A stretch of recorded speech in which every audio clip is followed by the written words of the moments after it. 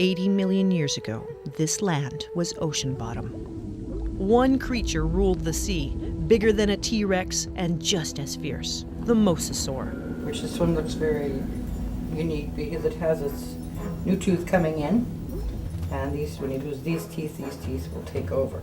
The Cretaceous seas were considered the most dangerous of all time. Linda Scott unearths these marine creatures, bringing them to the light of day. Once it's all prepped and cleaned, it'll actually be put back together and it'll be an entire section of a mosasaur.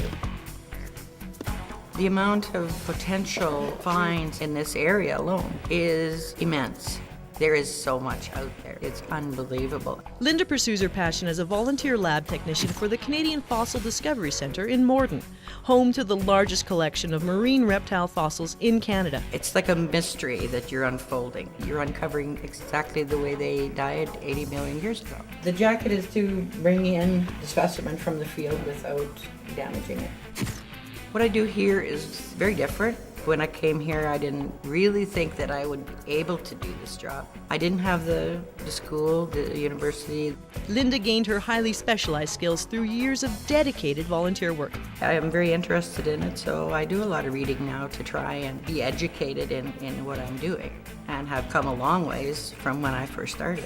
It takes time to learn which is shale, dirt, as opposed to fossil. Different texture, different color, how you basically determine. I love the volunteer work I do here.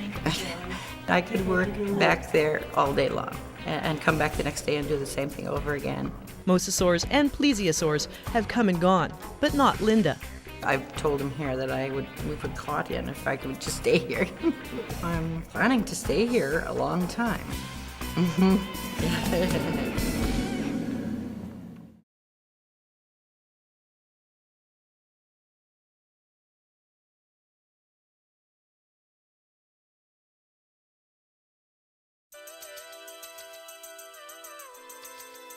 Every day, about 250 people in need eat a hot meal at Agape Table.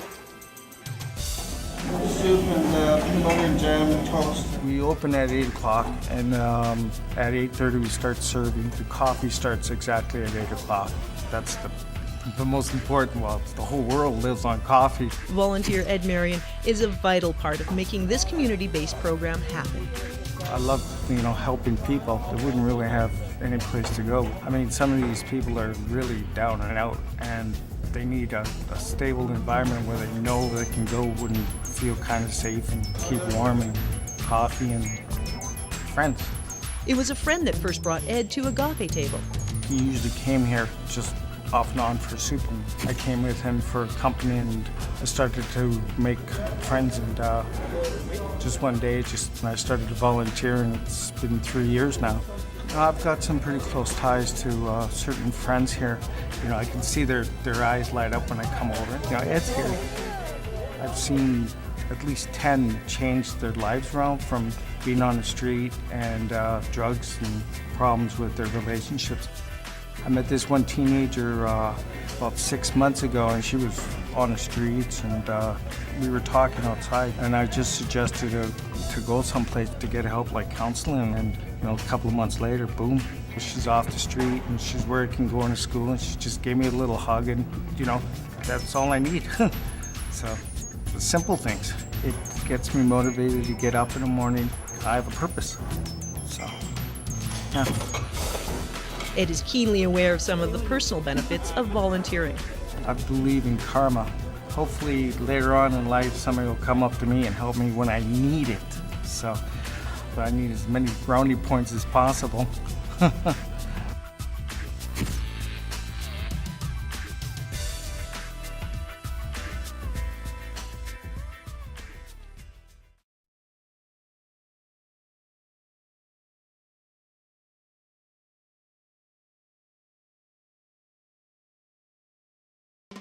Bom dia. Meu nome é Manuel Neto. Buenos días, gente de Winnipeg.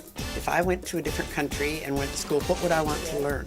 I'd want to learn basic survival English. Can you give me a sentence with those words? I watch TV a little. Very good. Volunteer Rosie Larcom teaches English to senior citizens at the International Centre, an agency dedicated to supporting the integration of immigrants to Winnipeg. They're just alone at home. Where are they going to go? Nobody understands them. That's not right. If you're going to live in Canada, you should be out and about. What did you cook? Empanadas. You didn't bring any? They come here, they can visit with other people, learn a little bit about different cultures. They help each other with their workbooks, and they wouldn't even look at each other on the street if they hadn't met in class. So who says cultures can't get together? Every time I get a new student, I learn how to say hello in their language, because that helps them too. They see that I stumble over stuff. Rosie sees a great transformation in her students over the year. They used to just come in the class and they'd just like this, and I'd say hello and they'd say hello. And they'd sit down and I'd come in, hi, and they loosen up now and they enjoy it. And they are amazing. I am so lucky to have such awesome students. I call them my kids. Very good. Very good. I had no idea how much I was going to gain from it. I've probably gained more than the students have. They've taught me humility, patience, how wonderful things are here in Canada. Yeah, I like Winnipeg. A little problem is the winter time. I owe them an awful lot because they've just given me so much. They've given me trust and friendship and camaraderie and their best efforts. And who can ask for more than that? I love school. I love my teacher, Rose. The class is fantastic. The great, the big Rose. I learn a lot. To Rosie, she's a very nice and a good teacher.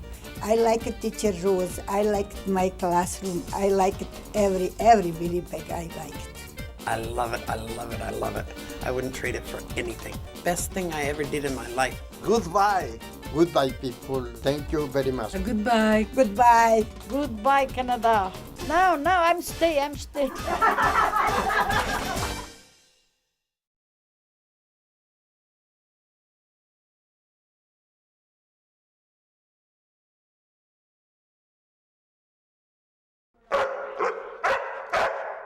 Before I started volunteering at the shelter, I was deathly afraid of dogs. I was chased as a child doing school patrol and had wanted nothing to do with them.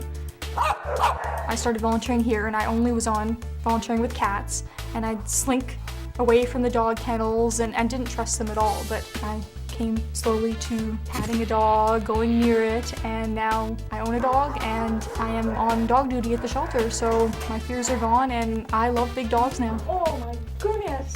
So they'll be going to a home shortly, so that's great. I've always had a love for animals. I don't know what I'd do without my animals. They are like my children. Adrienne Popke volunteers at Darcy's Ark, a rescue shelter for cats and dogs. Pipper was burnt by chemicals. All that happened to her. She's very trusting of humans. She loves people. She's a good girl, eh? Yeah. Being a for-life shelter is obviously something I believe in.